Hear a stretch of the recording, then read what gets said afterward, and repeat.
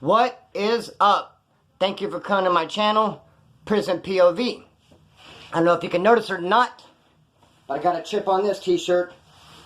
My very own merch. Talk about procrastinating. Did I say that word right? Procrastinating.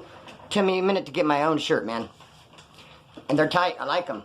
Shout out to you, Russ, Hippie on IG, and Tattooer601 on YouTube for coming up on the design, getting everything all worked out. It's a great pattern, man. I really love it. Some of the shirts have California behind the chip on this, and they're black. This one does not. And this one's dark blue. Sick ass shirt. Thank you, Russ. If you want one, I will have the Teespring link pinned in the comment section of this video. Okay, so shout out to Adam and James, a couple of my homeboys out there in Australia. And my condolences. You just had to experience death in the family. I know that can be hard. So shout out to you fellas, man. None but love and respect. And I can't even bring up Australia without also giving shout outs to Chris White and Melissa Cunningham. A couple long-time subscribers, been with me since Jump Street, man. So I'm feeling you guys. You guys are family. Thank you very, very much, man. Okay, so, first sip of water. I got that coffee. A homeboy shot me 3 big-ass bags of coffee and then a smaller bag that was like the specialty one. Some stickers, I really appreciate it. Wrote me a letter. He made a comment that prisoners like coffee. Yes, I do, man. Coffee's huge in prison. The best cup of coffee in prison is that after-dinner cup. Especially when you're at Wasco reception in the cells. Eat your dinner, by then mail has come. Hopefully you got some mail. And you could be writing a letter out. Even if you didn't get mail, you'd be writing a letter out. But that one probably a little bit more mean. Like, hey, where's my shit? Anyway, that's a different video. Coffee's huge in prison. Homeboy shot me some coffee. I appreciate it. But the way you sent it to me, it came packaged up without a name or an address for me to write you back and send you some stickers. Because when people send me stuff, I send them some stickers, man. These are 50 packs. 50 packs. I just opened up and got rid of the first 2. So I'm going to crack these open. I want to put these in your hands, man. Prison POV and Splinter. There'll be a PayPal link or just write my P.O. box. If you could drop me a couple bucks, stickers, decent. If you can't, decent. Either way, I want to get them to you. Thank you for the coffee, homeboy. Hit me up somehow so I can shoot some stickers. Alrighty. Sip number 2. I'm going to throw this fucking water bottle because I know I'm going to be fucking sipping on it. You know what it is? You use it like punctuation. Like you say a sentence. And before you prepare for the next sentence, you just grab the water. Just like instinctively to like buy you some time, I guess. I don't know. Sip number 3. So, man. Also, I want to give a shout out to Brian for these shoes. I love red shoes, man. I love red shoes.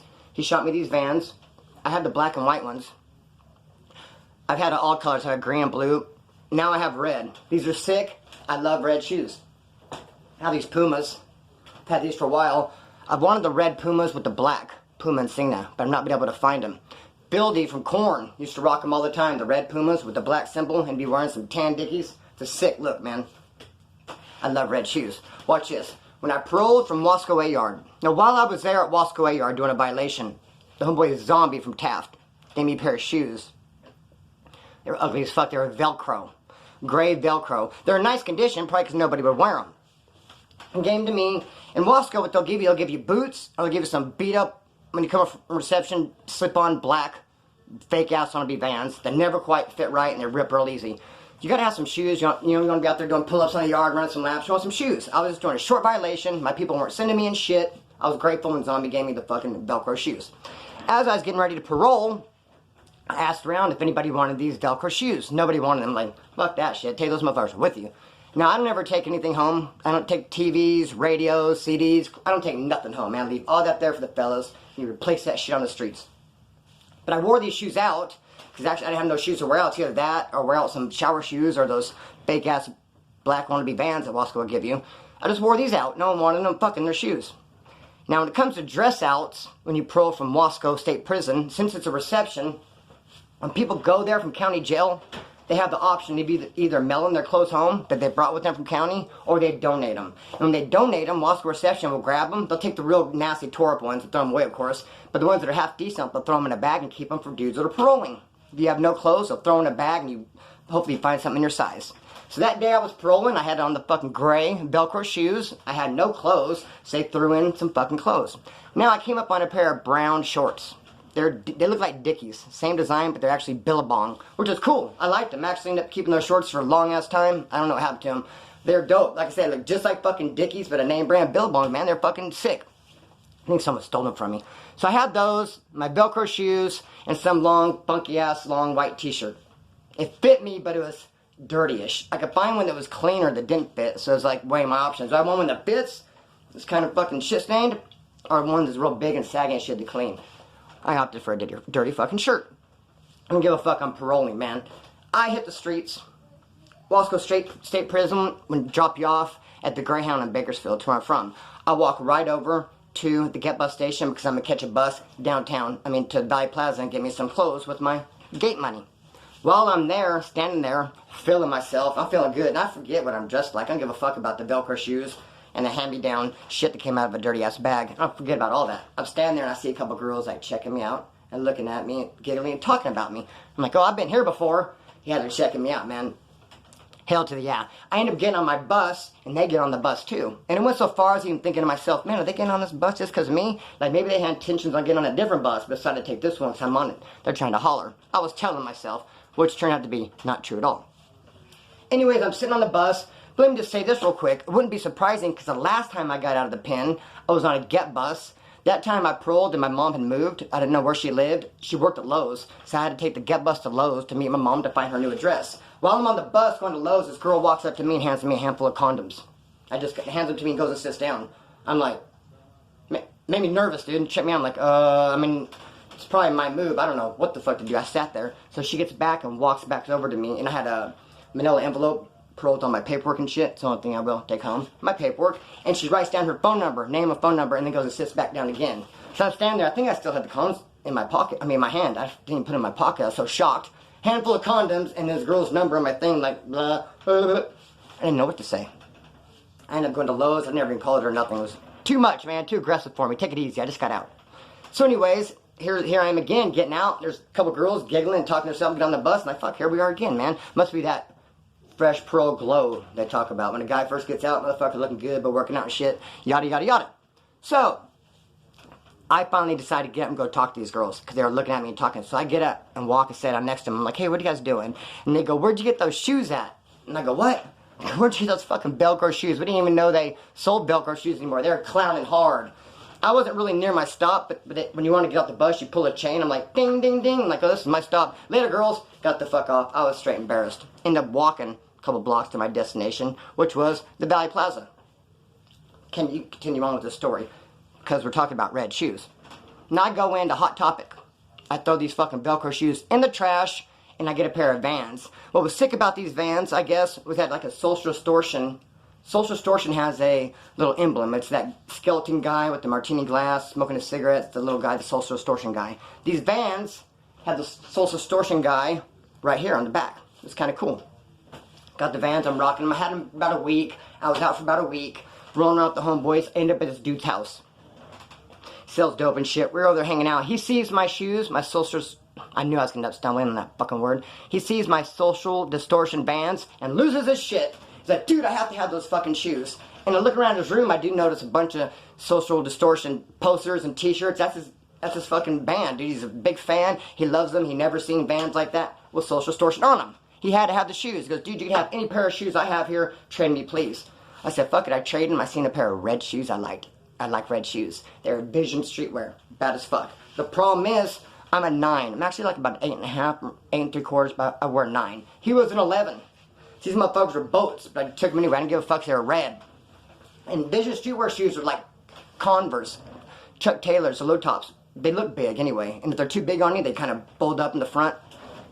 Long and skinny. These motherfuckers look like boats on me. And they're red. They look like straight clown shoes. I wore them. I rocked them. I didn't even give a fuck. When I finally decided to throw them away, I had this old lady. She had an uncle. What he did, he was huffing some oven cleaner. And what it did, it made him pass out. And when he fell down, the rag was still on his nose. He continued to inhale it while he was passed out on the ground. So it did something to his brain. He got up, made him, I don't know what I can say other than, he can't talk or walk all that well. And he's help. He's a cool motherfucker. He knows exactly what's going on upstairs. just a little bit, has some disabilities. I came showing at my old lady's house, talked to her. When he saw me, he died laughing. He was laughing his ass off. And I never see this dude laugh like that. He was laughing and pointing at my shoes and shit.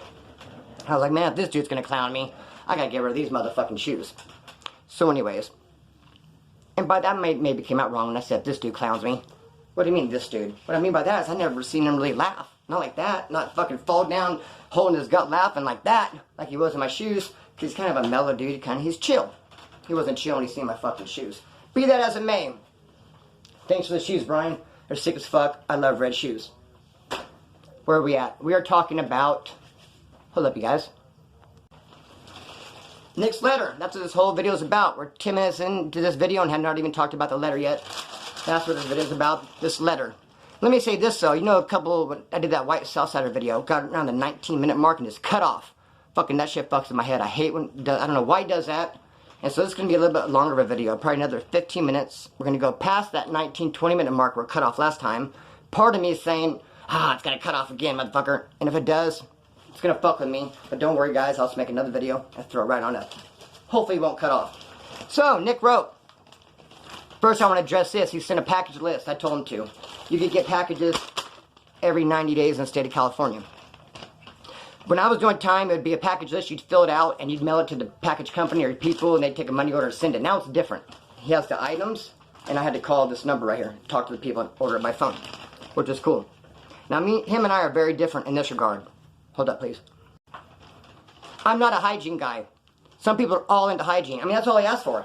He asked for shoes, shorts, and all this stuff right here is all hygiene. Toothpaste, deodorant, razors, body wash. Not me, bro. I'm not into it. Had it been me in there sending him the package list, it'd be like motherfucking chips, beef jerky, cereal, donuts, Zoom Zims, Wham Nams. I'm not give a fuck about hygiene. I end up adding a bunch of shit on for him. He's gonna be surprised because I picked about $50 worth of junk food and mailed it to him because I wanted to surprise him. And I know he took it easy on me. He's trying to be nice. Just got the necessities.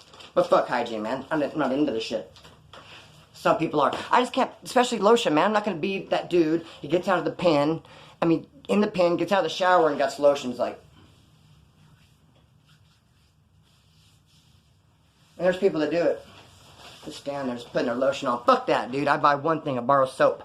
That is my shampoo. That is my body wash. That is my lotion. One bar of fucking soap. That's it. So I made a video. I mentioned a couple different times I had a stabbing on the streets. I got picked up. I fought the case, ended up getting a year flat violation. They dropped it to misdemeanor brandishing a weapon. That's a whole different video. When I'm fighting the case, I'm at HPOD. The way HPOD runs their programs, they open the cells at 3 a.m. and they're open all day long. They open all the cells too. Every last one of them open at 3 a.m. and they shut the motherfucker down about 7 o'clock. It's much different than DPOD. With DPOD, it only opens about 4 or 5 cells at a time. Only keeps them up for 4 hours and rotates it. They call it a rolling blackout. Nope, HPOD, on a crack and open all day. Now me, I've been there about a week, kicking heroin and feeling like shit. As soon as they open those doors at 3 a.m., I leave the cell because I'm restless. I'm not feeling good. I've been tossing and turning the last couple hours. So I get up at 3 a.m. and I eat paste and I do this and that. So this particular day is no different. Up at 3 a.m. Now that night I had got a neighbor and I see him come in. A new guy came in, an older Mexican gentleman. I get up at 3 a.m. I start pacing. I notice he gets up too. He's going to get out. He's going to go take himself a shower, which is not surprising because I'm Bakersfield. When you get arrested, first thing they're going to take you is downtown on Truxton.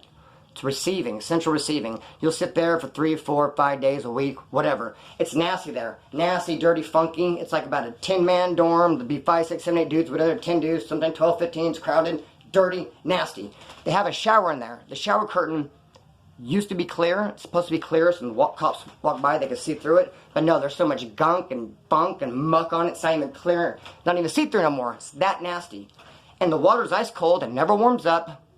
And when you turn it on, like, you have to push it in the whole time. It'd be like, you take your finger off and the water stops. People try to rig, put like a comb and different shit in there. It doesn't work, dude. You're not going to shower there at central receiving unless you fucking shit your pants during an arrest or threw up on yourself.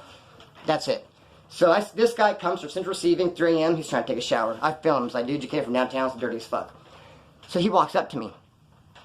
By this time, I went and sat at a table, and he walks up and he goes, hey, does anyone want any heroin? I go, oh. I've been there for a week. I'm dope sick like a motherfucker. I go, what? Does anyone want any heroin? Give me a hug, dude. Bring it in close, man. You're my new best friend. Who are you, man? Nice to meet you. Does anyone want any heroin, he said? Wait, shh, yeah. Come here, I'll give you my good ear. Let's talk about this. Yes, brother. I want all of it. What do you got?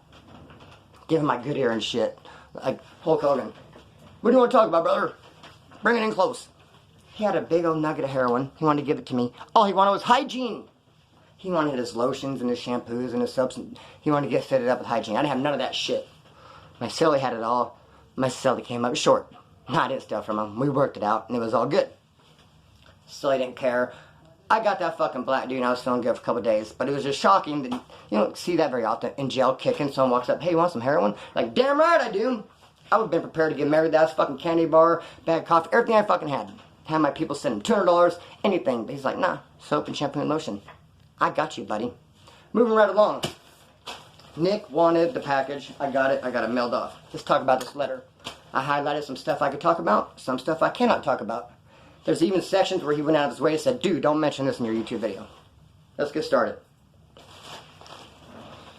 Right, these are just, hey, what's up, bro? Splinter, what's up, dog? Highlighted area. It says, I wanted to ask about his case. He said, but yeah, bro, I was out. He was only out for 13 days. This last time, he did 2 years, 4 months for possession of a firearm, ammo, an AR-15, and .357. Wes said that. Wes was right on that one. He was only out 13 days for doing 2 years and whatever for all that ammo and shit.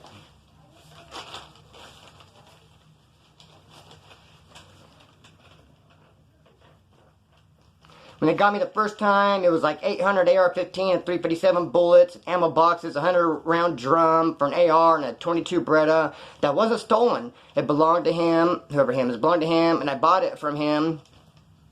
Then I got busted last time. I gave him a quarter ounce for it. Anyway, he got out, he still had some left, and the guy was going to come get the rest of it, and probation ended up showing up. Like, damn, first of all, that's too much fucking firepower. What do you know the fucking firepower for? It's too much shit. And damn, just get rid of that fucking shit. I bet he kicks himself in the ass every damn day for not getting rid of it.